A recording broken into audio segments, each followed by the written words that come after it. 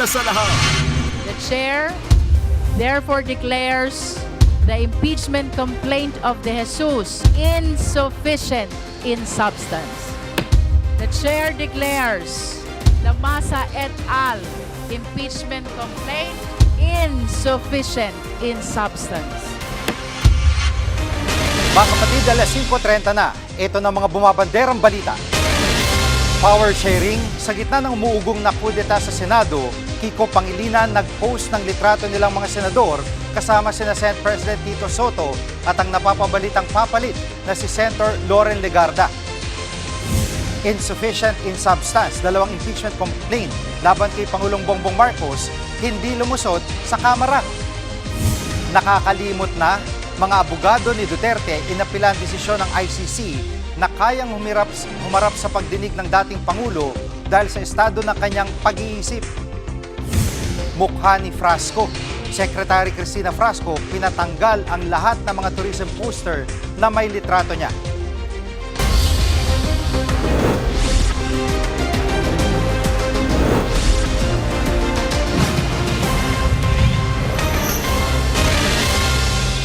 Inirekomenda ang kasuhan ng ilang dati at kasalukuyang senador at iba pang opisyal sa draft ng Senate Blue Ribbon Committee report kaugnay sa flood control scandal. Kabilang sa pinakakasuhan, sina Senador Jinggoy Estrada, Joel Villanueva at Chis Escudero. Live mula sa Senado, nangunguna sa balita si News 5 Senate Correspondent Mian Los Baños. Mayan, napag-usapan na ba ng mga senador itong draft report ng Blue Ribbon?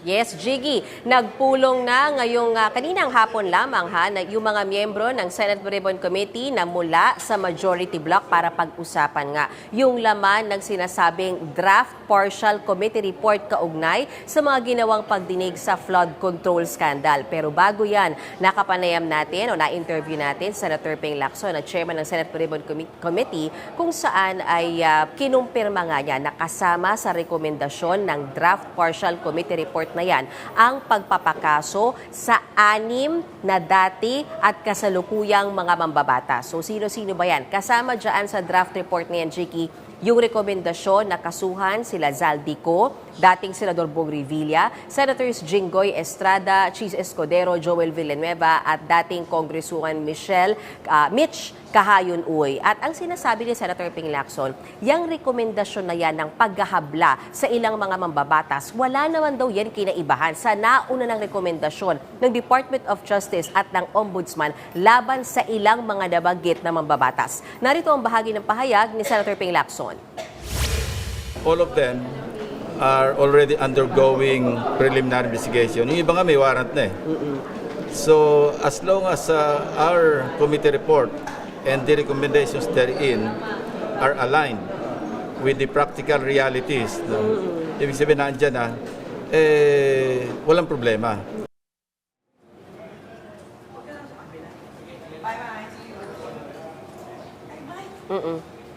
Jiggy, nauna nang itinanggi ng mga nadadawit na senador na may kinalaman sila o kasama ba sila sa pumikbak dyan sa sinasabing flood control projects na yan. Bagamat ang ilan sa kanila, gaya nila Senator Jinggoy Estrada, Senator Joel Villanueva, Senator Jesus Escudero, ay na-link ng ilan sa mga tumayo na testigo at resource persons doon sa mga pagdinig ng Blue Ribbon Committee, gaya na lamang ni Engineer Alcantara at gayon din na nung dating Undersecretary ng DPWH.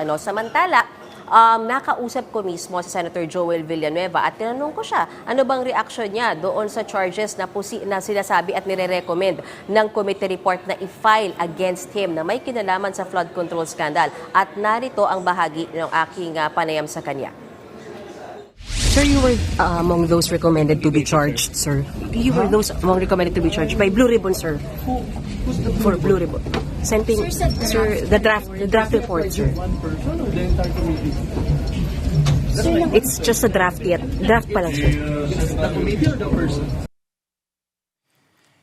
Pero may ilang senador na rin, may mga pumirma na bang senador dito sa draft report at may balita, di ba, na may pumirma pero bumawi para pag-aralan muna. Tama ka, Jiggy. Routed kasi or sinimulan kasing paikutin yung draft partial committee report na yan kahapon. At sabi ni Senator Ping Lacson, nakakuha siya ng 7 pirma kasama yung kanyang sarili. So aside from Senator Ping Lacson, sino-sino pa ba yung mga pumirma? Senator Mig Zubiri, Senator J.B. Ejercito, Senator Win Gatchalian, Senator Ma'am Aquino, Kiko Pangilinan, and Risa Hontiveros. Pero tama ka, after a few hours, bumawi yung 3 senador ng kanilang pirma. So yung mga bumawi, sila Senators Mig Zubiri, J.V. Ejercito, and Win Gatchalian. Ang sabi nila, kailangan kasi nilang pag-aralan muna yung laman talaga, no? At aminado naman din talaga, Senator Ping Lacson, na may complexity talaga. At syempre, may issue talaga kung sino-sino yung mga nadawit na pangalan, kasama na yung kanilang mga kasamahan dito sa Senado. So naiintindihan daw ni Senator Ping Lacson yung pagbawi ng ilang mga senador sa kanilang pirma, hindi raw masama ang loob niya dyan as long as nasa rules naman kasi talaga nila na dapat bago pumirma ay aralin muna yung mismong committee report. Kumbaga, Jiggy, naging nakagawian na lang kasi in the recent past na iniikot na lang basta, routed na lang basta yung committee report. Pero kung tutuusin daw talaga, dapat pinagpupulungan pa yan ng mga miyembro ng komite. Samantala, sabi ni Senator Ping Lacson, bukas siya sa anumang magiging rekomendasyon ng kanyang mga kasamahan sa Blue Ribbon Committee na posibleng ipadagdag o ipabawas doon sa nai-route na o naiikot na draft partial committee report. Pero nanindigan si Senator Ping Lacson na paninindigan niya na dapat manatili yung rekomendasyon ng pagpapakaso doon sa 6 na dati at kasalukuyang mga mababatas na nabanggit ko kanina. So far, sabi ni Senator Ping Lacson, kailangan makakuha siya ng 11 signatures out of the 20 members of Blue Ribbon Committee para ma-report out niya at maging final na committee report yan, masabi niya at ma-report niya sa plenaryo. Pero pag walang 11 signatures, Jiggy, hindi yan matatawag na committee report at hindi niya rin yan mare-report out mismo sa plenaryo. Jiggy. Kung isusulong ni Senator Lacson yung rekomendasyon niya, anong pwedeng implication nito sa liderato ng Senado? Natanong natin kanina sa Senator Ping Lacson, hindi ba manganganib yung liderato, no? Dahil nga, syempre, Jiggy, ibang usapan yung meron kang pakakasuhan na kapwa senador mo. At ang sabi naman ni Senator Ping Lacson, kung yan daw ay kasama sa magiging implication, then it only means kasama siya doon sa name of the game. At kahit papano daw ay magte-take siya ng responsibility at aakuin niya yung responsibility sakaling mauwi nga sa pagpapalit ng liderato itong naging rekomendasyon dito sa partial report ng Blue Ribbon Committee. Basta ang mahalaga daw, nakapag-usap sila ni Senate President Soto at so far, suportado naman siya ni Senate President Soto. Jiggy. At yung balibalitang magkakaroon ng kudeta ngayong araw sa Senado, anong update tungkol dito? Yes, umugong na naman nga at naging tensyonado na naman, Jiggy, yung pagbubukas ng sesyon kaninang hapon bandang alas 3 yan, ano? Dahil nga umugong na naman yung balita, Jiggy, parang pang ilang araw ko na kasing binabalita yung posibilidad, no, ng kudeta o pagpapatalsik kay Senate President Tito Soto. At kanina, umugong na naman yan with some reports na di umano ay nakakuha na ng 13 boto. At ngayon, kaka-adjourn lang ng sesyon ay nakita nga natin na ang umupo para mag-preside ay si Senator Loren Legarda. Kung matatandaan mo sa aking past reports, ang sinasabing umuugong din na pangalan na di umano ay papalit kay Senate President Soto ay si Senator Loren Legarda. Pero just to be clear, Jiggy, hindi napalitan si Senate President Tito Soto. Nananatili siyang leader ng Senado at sa kanyang interview, kanina lamang bago ko tumayo dito, kinumpirma niya na nagkaroon talaga ng attempt na patalsikin siya sa pwesto ngayong araw na ito mula sa minorya, pero napigilan daw yan ng majority bloc. I-discuss ko lang konti yung backgrounder. Bandang mga alas 2 ng hapon, nagkaroon ng caucus yung majority bloc, gaya ng sabi ko kanina, na mga Blue Ribbon Committee members para pag-usapan yung tungkol doon sa report na yan. Pero Jiggy, sinabayan din yan ng meeting naman ng ilang mga taga-minorya. So habang nangyayari yung caucus ng mga senador mula sa mayorya dito sa second floor ng Senado, may nangyayari din na meeting ng minority bloc sa 6th floor naman. At nakita rin natin, hindi ko alam kung pinapalabas natin yung video, na nanggaling mismo sa opisina ni Senator Loren Legarda, sila Senator Amy Marcos at Senator Jinggoy Estrada na mga members ng minority bloc. So talagang kaya lumakas yung ugong na, teka muna, magkakapalitan na ba talaga ng leadership? At bago nga yung mismong sesyon, dumaan sa harap natin si Senate Minority Leader Alan Cayetano at natanong ko siya mismo, magkakaroon ba ng pagbabago sa liderato? Ang nasagot lang niya sa atin ay, let's see. At nung tinanong ko naman si Senator Ping Lacson about leadership change, sabi niya, hindi yan ang pinag-usapan namin sa loob ng caucus. Ang pinag-usapan daw talaga nila ay tungkol sa draft committee report ng Blue Ribbon Committee. So, sa haba ng kwentong yan at sa haba ng hapon na ito, Jiggy, nananatili ang liderato ng Senado at hindi natuloy ang kudeta at hindi napalitan si Senate President Tito Soto. Balik sa iyo, Jiggy. Yan pong ulat ni Men Los Baños live mula sa Senado. Ibinasura ng House Justice Committee ang mga impeachment complaint laban kay Pangulong Bongbong Marcos. Live mula sa Batasang Pambansa, nangunguna sa balita si News 5 House Correspondent Marian Enriquez. Marian, pakidetalye ang nangyaring botohan. Yes, Jiggy, sa botong 42 na pabor, isa nga yung tutol at isa yung nag-abstain, idineklara nga insufficient in substance yung unang reklamong impeachment laban kay Pangulong Bongbong Marcos. Yan po yung tinalakay kahapon na reklamo ni Attorney Andre De Jesus at Pusong Pinoy Party List Representative Jet Nisay. Samantala, yung madugong pinagdebatihan ngayong araw ay yung reklamo ng Grupong Bayan at Makabayan Bloc. Natalo yung mosyong ideklara itong sufficient in substance sa botong 7 na pabor at 39 na tutol. Dismayado yung grupong Makabayan Bloc sa kinalabasan nga ng botohan. Tila nag-abogado umano para sa Pangulo yung mga kapwa nila kongresista. Narito ang pahayag ni ACT Teachers Party List Representative Antonio Tinio. Nasa batayan na yan ay sufficient in substance ang complaint at dapat tumuloy sa susunod na yugto. Dito pa lamang pasasagutin ng Pangulo at dito pa lamang dapat pag-usapan kung sapat ba ang ebidensya at sapat ang batayan ng impeachment. No? So malinaw po, mukhang desidido talaga ang komite na patayin na sa yugtong ito pa lamang ang complaint. At Marian, ano ang sagot ng Justice Committee sa pahayag na yan ng Makabayan Bloc? Jiggy, tinanggi nga ng House Justice Panel yung isyong nag-abogado umano para sa Pangulo yung ilang kongresista. Giniit din nila doon sa mga nagsasabing minadali yung proceedings na walang railroading o paspasang naganap. Binigyan daw nila ng sapat na panahon na himayin nga yung dalawang reklamo. Dapat din daw base sa personal knowledge o authentic records yung mga reklamo, bagay na hindi umano na ilatag sa impeachment complaint. Pakinggan natin itong paliwanag ni House Justice Committee Member Joel Chua. Hindi naman po pag-aabogado sa presidente. Bagkus, pagbibigay po ng opinyon, paliwanag kung paano tignan yung mga pagtanggap ng ebidensya. At dahil dyan, ibig sabihin nito ay patay ng impeachment laban kay PBBM. Marian. Hindi naman, Jiggy, kahit pa dineklarang sufficient in form pero dineklarang insufficient in substance yung mga reklamo, ibig sabihin ibinasura ang mga ito sa committee level. Pero paglilinaw nga ng House Justice Committee, hindi pa tuluyang patay ang impeachment laban sa Pangulo dahil sa Lunes po, February 9, mag-o-approve nga yung committee report at pag-transmit ito sa plenaryo, doon pa lang pagbobotohan ng lahat ng mga kongresista kung kakatigan nila ito nga naging desisyon ng komite o hindi. Kailangan kasi ng 1/3 ng plenaryo o 106 na boto ng mga kongresista na papaboran ito para tuluyan ito mabasura. Narito ang paliwanag ni House Justice Committee Chairperson Jervy Luistro. When taken up in the plenary and when reversed by at least 1/3 of all the members, the Committee on Justice will be constrained to come up with an articles of impeachment in view of that reversal. So to your question, I cannot still say it's dead because there's still a proceeding that will happen in the plenary.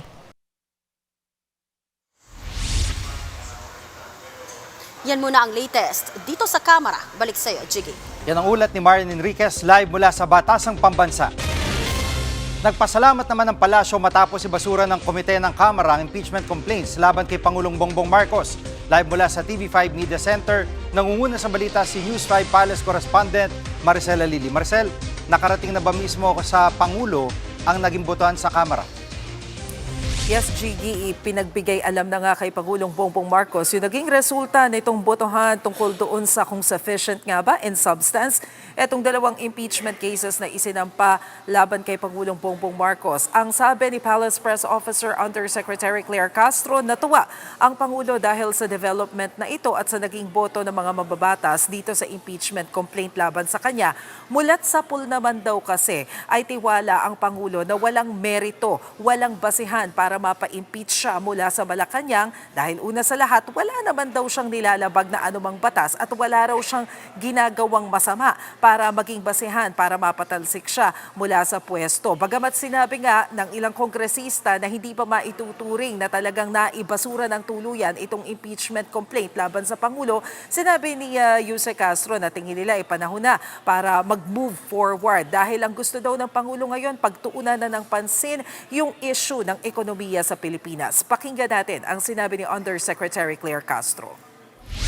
So maraming salamat po dyan at sa ngayon po, tutok po ang Pangulo sa pag-angat ng ekonomiya ng bansa. Kaya sabi po niya, let's move forward. At Maricel, nasubaybayan daw ba ng Pangulo ang pagdinig sa House Justice Committee?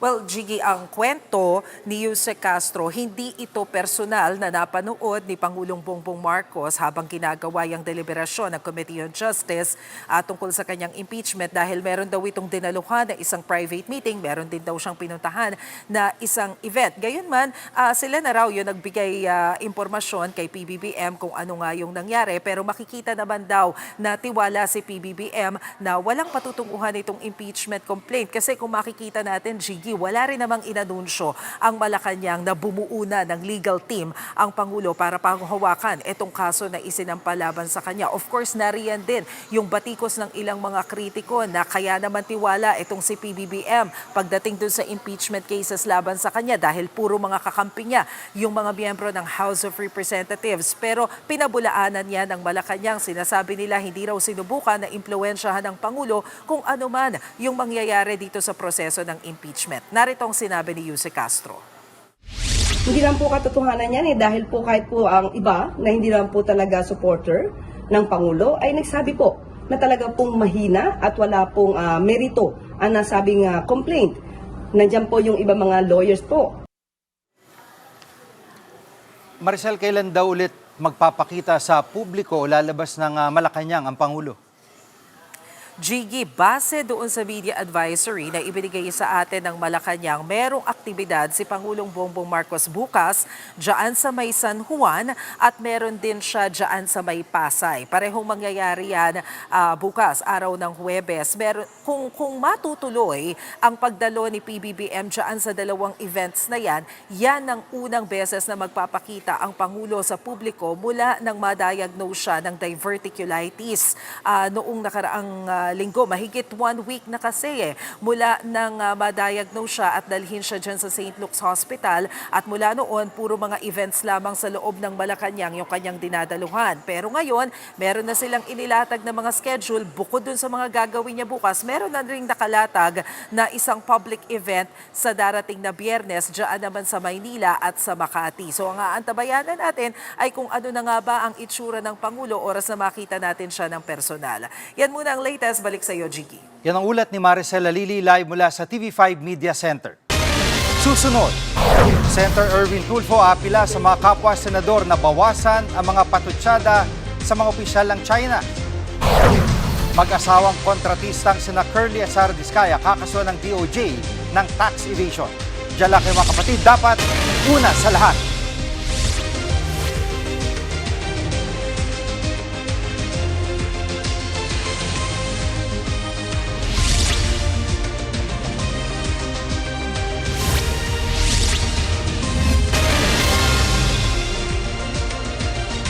Mga kapatid, Jig Manikad po, pagdating sa mahalagang balita sa loob at labas ng bansa, dapat una sa lahat, mag-follow at mag-subscribe na sa social media pages ng News 5.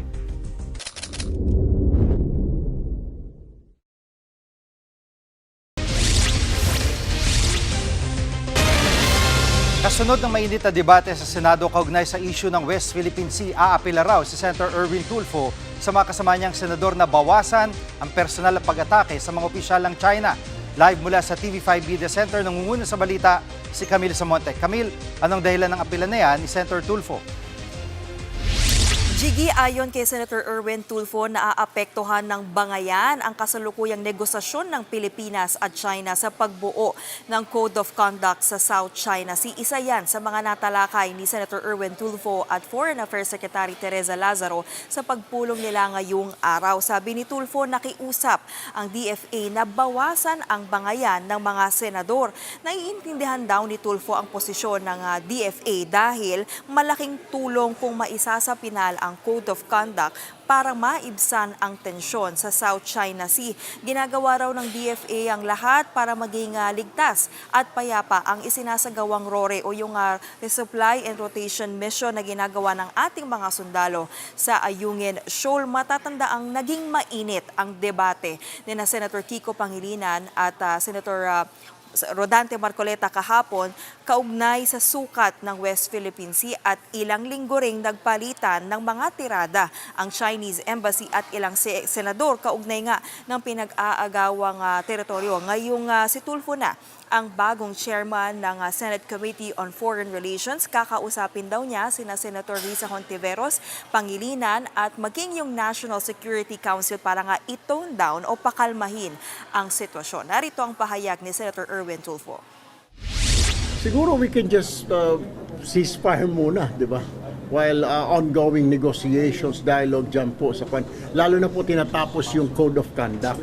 Dati po ayaw po ng China niyan eh. No, we don't like any conduct or whatever arbitral ruling. Pero ngayon po, mukhang they soften according to the Secretary ng DFA na they're more amenable now to the Code of Conduct. At Camille, kung may mga usapin, paano magiging galawan ng mga opisyal ating pamahalaan? Jiggy, hindi naman daw ibig sabihin ni Tulfo ay dapat manahimik na yung mga kapwa niya senador o yung iba pang opisyal ng gobyerno nga kaugnay dito sa pangharas ng China. Karapatan pa rin naman daw ng mga mambabatas na magsalita at ipagtanggol ang ating teritoryo. Pero ang hiling lamang niya ay wag na raw sana silang dumagdag sa tensyon sa West Philippine Sea. Kailangan daw isaalang-alang ang kaligtasan ng ating mga mangingisda at mga tauhan ng Philippine Coast Guard. Samantala, makikipagpulong din daw sa Senator Erwin Tulfo sa Chinese Ambassador para nga pag-usapan ng iba pang issue kaugnay ng pinag-aagawang teritoryo. Yan muna ang latest. Balik sa iyo, Jiggy. Ulat ni Camille Samonte, live mula sa TV5 Media Center. Kakasuhan ng tax evasion ng Department of Justice sa mag-asawang Curly at Sara Diskaya. Ayon sa DOJ, nakitaan ng paglabag ang dalawa matapos itago ang tunay nilang kinita at income tax return noong 2020 hanggang 2021. Para yan sa mga kumpanyang St. Gerard Construction at Fine Things Fashion Warehouse, kung saan sila ang sole proprietor. Nauna nang binasura ng DOJ ang 3 reklamo ng BIR kaugnay sa pagbili nila ng mga mamahaling sasakyan. Unti-unti nang lumalapit sa kalupaan ang bagyong Basyang. Ito na ang unang bagyong pumasok sa Philippine Area of Responsibility ngayong Pebrero. Live mula sa TV5 Media Center, nangunguna sa balita si weather frontliner Alvin Pura. Alvin, nasa na lokasyon ng bagyo at may direktang epekto ba ito sa ating bansa? Yes, Jiggy, ito nga ang bagyong Basyang ay huling namata ng pag-asa sa kanilang 5 p.m. weather bulletin dito po sa layong 655 kilometers east ng Hinatuan, Surigao del Sur. Yan po ay nandito sa dagat pa at medyo malayo pa naman sa ating kalupaan o landmass. Pero yung kanyang trough o extension, kung mapapansin nyo dito sa ating satellite image, ay sumasabit na po sa ilang bahagi ng Mindanao at Visayas na kung saan possible na po yung ating mga kalat-kalat na pag-ulan at mga posibleng thunderstorms. Pero mas madadagdagan pa po yung ating mga pag-ulan na dulot nitong bagyong Basyang lalong-lalo na bukas hanggang sa darating na Biyernes at sa weekend pa po. Ang ating inaasahang pagtama nito sa lupa ay maaaring bukas ng gabi hanggang Friday ng madaling araw. So early morning dito po sa northern portion ng Mindanao. Jiggy? At Alvin, dahil nasa dagat pa, yung posibilidad na lumakas pa itong Basyang, anong nakikita nyo dyan? Yes, ito ngang bagyong si Basyang ay inaasahan natin na posible pang lumakas into a tropical storm category. Pero hindi natin ito inaasahang lumakas into a typhoon category o maging sobrang lakas na bagyo dahil nga sa epekto ng ating high pressure area at ng kanyang wind shear. At maliban dyan, if ever makapag-landfall na po ito or tumama na sa lupa, nakikitaan pa natin ang paghina yan hanggang makarating dito sa may area ng Sulusi at Palawan area na kung saan meron tayong inaasahang pagbugso ng malakas na hanging amihan sa darating na linggo hanggang Lunes na kung saan yan po yung tuluyang magpapahina dito sa Bagyong Basyang. Ganun pa man, although hindi isang malakas na bagyo, ito po ay magdadala pa rin ng malawakang pagulan, particularly nga dito sa areas ng Mindanao at Visayas habang tumatawid po ito sa ating bansa. Kaya doble ingat po tayo dyan at mag-ingat po tayo sa mga posibleng flash floods and landslides na maaaring idulot ng pagulan itong Bagyong Basyang. Sige? Yung posibilidad na mag-iba pa siya ng direksyon, ano ang forecast, Alvin? Sa ngayon, ito pong Bagyong Basyang ay kumikilos na pakanluran. Itong mga nakarang araw, ito po ay sumusubsob pa southwestward. Pero ang mga bagyo, Jiggy, pag ganitong panahon ng amihan, usually talaga tumatama yan sa Visayas or Mindanao. Ngayon, less likely na natin ito inaasahang hindi maglandfall. Yan po ay most likely na natin o inaasahan talaga natin natatama po ito sa lupa at maaaring nandito sa hilagang bahagi ng Mindanao, maaaring dito sa rehiyon ng Caraga dahil yan sa epekto ng ating mga high pressure area. Again, ito po ay inaasahan nating lumapit o dumikit dito sa ating kalupaan o landmass bukas ng gabi hanggang Friday early morning. So, mag-ready po tayo sa posibleng pagtama po ng Bagyong Basyang sa ating bansa. Jiggy? Yan pong ulat ni Weather Frontliner Alvin Pura live mula sa TV5 Media Center. Susunod, Congress Miao Kiko Barzaga sinuspindi na naman. At Tourism Secretary Cristina Frasco pinatanggal na ang lahat ng tourism poster na may mukha niya. Huwag kayong bibitiw, dapat una sa lahat.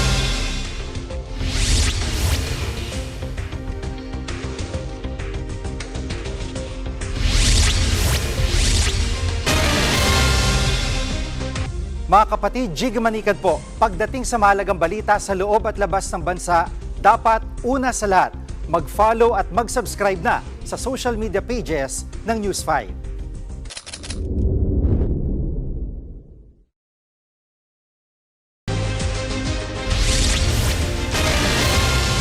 Muling sinuspindi ng Kamara si Cavite Representative Kiko Barzaga. Live mula sa Batasang Pambansa, nangunguna sa balita si mobile journalist Arles de los Santos. Arles, bakit sinuspindi ulit si Congressman Barzaga?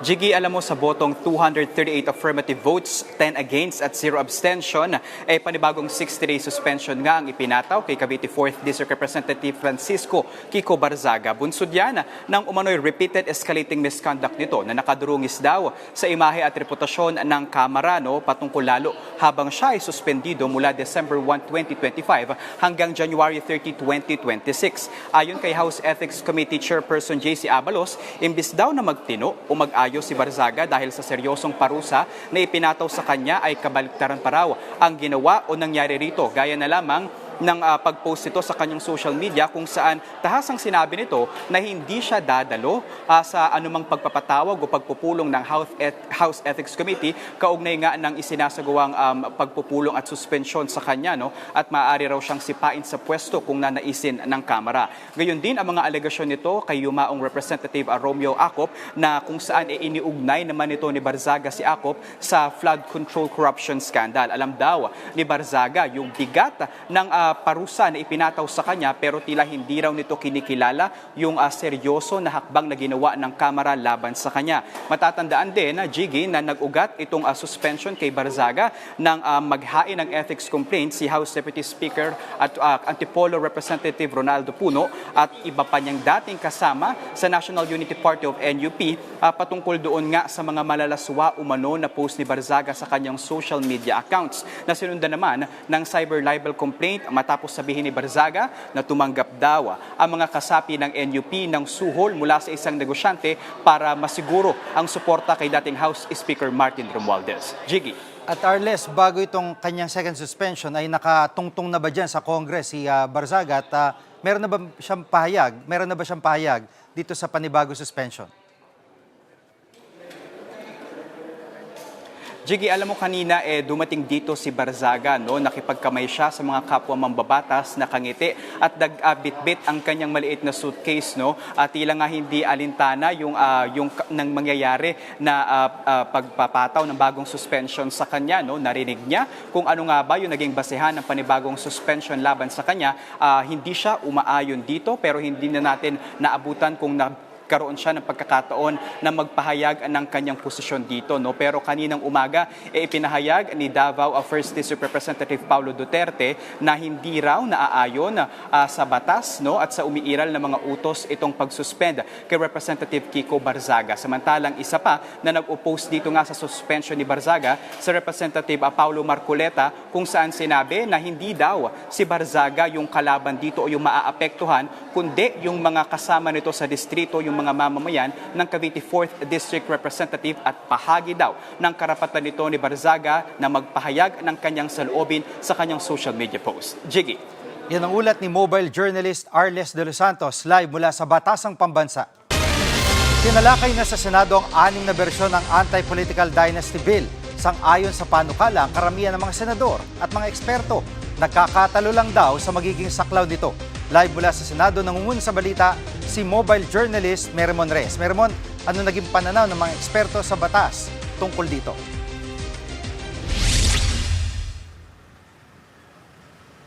Jiggy, sa pagdinig ng Senate Committee on Electoral Reforms patungkol sa Anti-Political Dynasty Bill, itinutulak ni na 1987 Constitution Framework Attorney Christian Monsod at dating Associate Justice Adolfo Ascuna na tuluyan ng buwagin ang mga political dynasty. Ayon kay Monsod, dapat ipatupad ito mula sa national positions hanggang sa barangay. Dapat din daw hanggang 4th degree of consanguinity or affinity ang ipagbabawal. Ibig sabihin, hindi pwede ang mag-ama, ang mag-asawa, magpinsang buo, magbiyenan, maglolo at maglola. At dapat din daw sakop nito hindi lang ang mga halal na opisyal. Ang ibig sabihin naman yan, kung may kamag-anak kang nagtatrabaho sa gobyerno, hindi na rin pwedeng tumakbo. Para naman kay Ascuna, hindi mo na dapat ipatupad ang Anti-Political Dynasty Bill sa national positions tulad ng mga senador at kongresista. Dapat din daw limitahan lang ang pagbabawal hanggang 2nd degree of consanguinity o magkakapatid hanggang maglolo at maglola. Mahihirapan daw kasi ang COMELEC sa pag-trace ng mga magkakamag-anak. Pakinggan natin ang pahayag nila tungkol dito. The power of political dynasties is diffuse when the election is on the national level. Now, why are there many relatives in the Senate? I think they are really chosen by the people. We have also to think of the democratic element in this election. The question is national. I think some people may find it objectionable to include that, because essentially when we say national, you're really talking about senators, right? If your husband is a senator, then the wife cannot run in province, city, and municipality, and maybe including the barangay. I'm sure there are many people who may object to that. At meron ano ang pahayag o reaksyon ng mga senador dito sa pagbabawal na magkaroon din ng kamag-anak sa gobyerno? Jiggy, suportado ni Senator Erwin Tulfo yung Anti-Political Dynasty Bill kahit pa na may kapatid siyang senador at 2 kaanak na kongresista. Sa tingin ni Senator Erwin, lalong mapapalakas ang demokrasya kapag naipatupad ito. Maging Senator J.V. Ejercito na aminadong kabilang sa political dynasty, suportado rin ang panukalang batas at ang sinasabi niya ito raw ay para mabigyan lahat ng pagkakataon na tumakbo at manalo sa eleksyon. Jiggy. At kung sakaling lulusot ay paano to? 2028 na ba ang pagpapatupad? Jiggy, yan yung isa sa mga dapat linawin doon sa Anti-Political Dynasty Bill. Kasi sa ngayon, may mga nagmumungkahi na oras na may sa batas ito, dapat daw munang payagan yung mga nakaupong miyembro ng dynasties na nasa first term pa lang na muling tumakbo sa ikalawang termino. At yan muna ang latest mula dito sa Senado. Balik sa iyo, Jiggy. Yan ang ulat ni mobile journalist Meremon Reyes, live mula sa Senado. Tumapila na ang kampo ni dating Pangulong Rodrigo Duterte sa desisyon ng International Criminal Court na kaya nitong humarap sa paglilitis. Ayon sa depensa, nagkamali umano ng pre-trial chamber nang hindi nito isalang-alang ang mga nilatag nila medical result tungkol sa mental condition ni Duterte. Git ng kanyang abogado, dumaranas si Duterte ng malubhang cognitive impairment na nakakaapekto sa kanyang memorya at kakayaang magplano o magdesisyon. Ayon umano sa doktor ni Duterte, hindi na rin inaasahang bumuti ang kondisyon ng dating Pangulo kahit na gamutin pa siya. Nitong Enero, naglabas ang desisyon ng pre-trial chamber na sapat ang kakayahan ng 80 anyos sa dating Pangulo para lumahok sa pre-trial proceeding sa The Hague, Netherlands.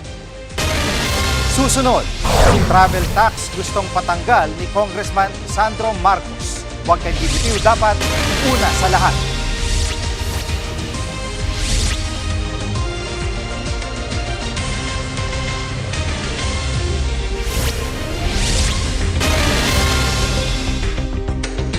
Mga kapatid, Jig Manikad po, pagdating sa mahalagang balita sa loob at labas ng bansa, dapat una sa lahat, mag-follow at mag-subscribe na sa social media pages ng News 5.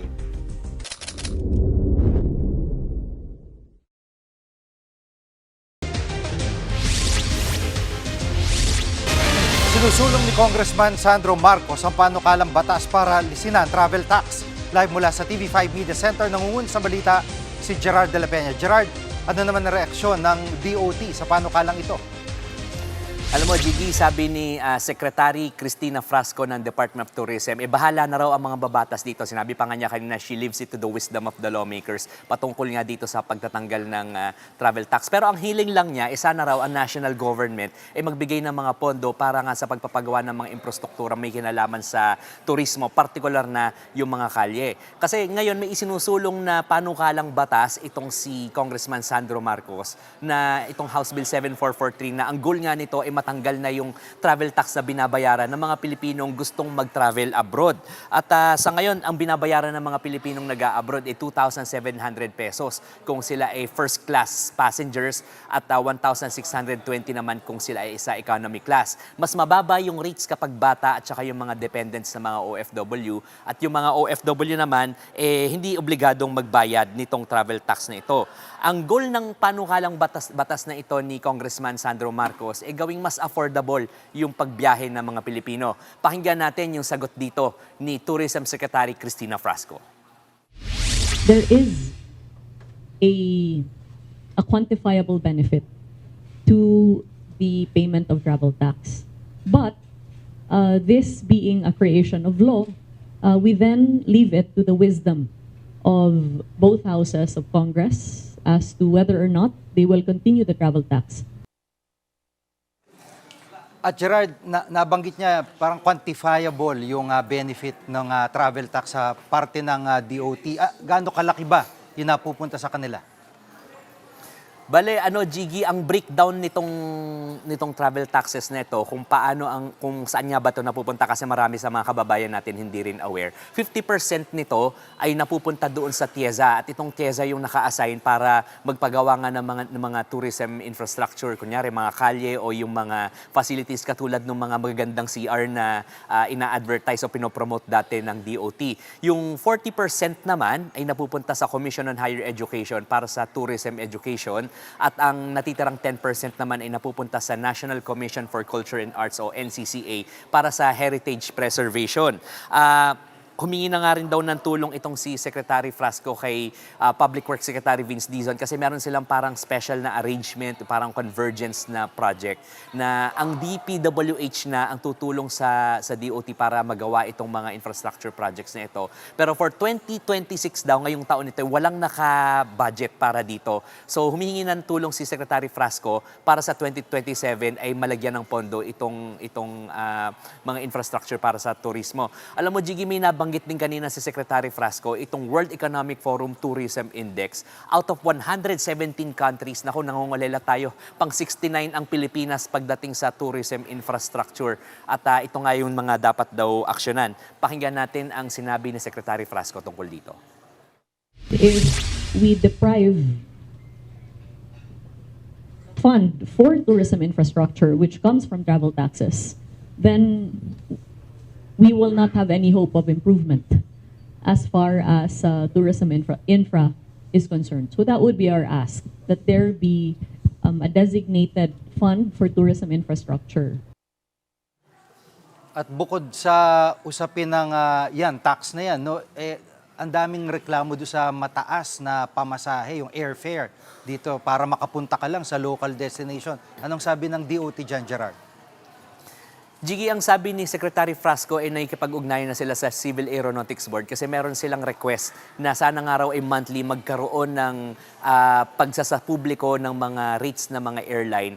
Partikular na itong mga, yung ang sinasabi nila parang magkaroon daw ng transparency doon sa mga rates nitong mga airline.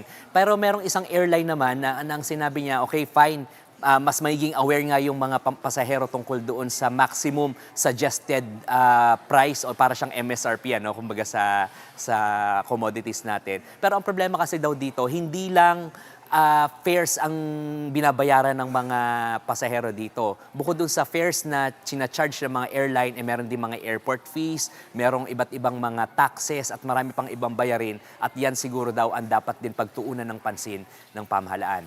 Yan muna ang latest. Balik sa'yo, Jiggy. Yan ang ulat ni Gerard de la Peña live mula sa TV5 Media Center. Nananatiling neutral ang satisfaction rating ni Pangulong Bongbong Marcos sa pinakabago survey ng SWS. Tumaas ito sa 40% noong Nobyembre. Mas mataas ang 1 percentage point mula sa 39% na naitala noong Setyembre.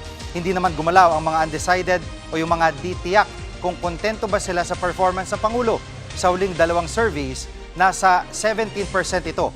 Bagya rin nakabawi ang Pangulo pagdating sa mga dissatisfied o di kontento.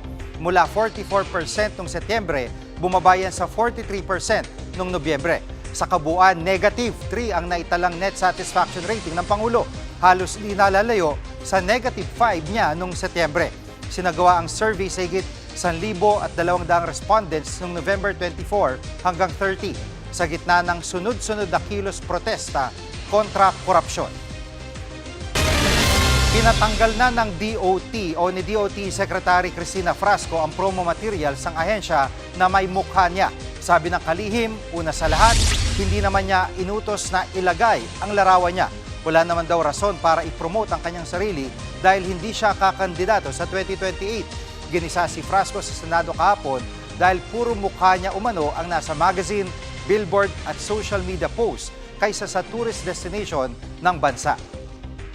I've actually already issued an order to take down any material that may bear my image, to not produce any material that may bear my image. If we could request our LGUs just so to take this issue of such small importance out as a distraction. Kami ang inyong mga kapatid sa Balitan at Public Service, dapat una sa lahat.